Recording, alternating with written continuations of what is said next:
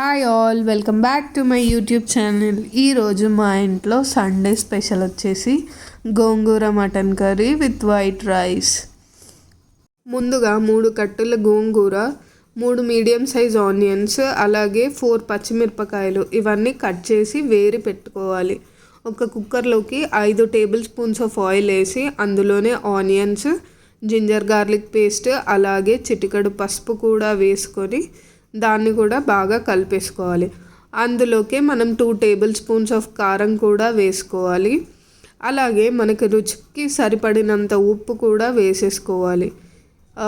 ఇలా మగ్గుతున్న మిశ్రమంలోకి మనం ముందుగానే కట్ చేసి పెట్టుకున్న పచ్చిమిర్చి కూడా వేసుకోవాలి. ఇవన్నీ కలుపుతూ ఉండగా మనం ముందుగా కడిగి పెట్టుకున్న మటన్ 1/2 kg అంత ఇందులోకి వేసేసి వీటిని కూడా బాగా కలుపుకోవాలి. ఇప్పుడు మనం పక్కన ఇంకో కుక్కర్ పెట్టేసుకొని అందులో గోంగూర వేసి దాన్ని ఉడికించుకోవడానికి పెట్టుకోవాలి.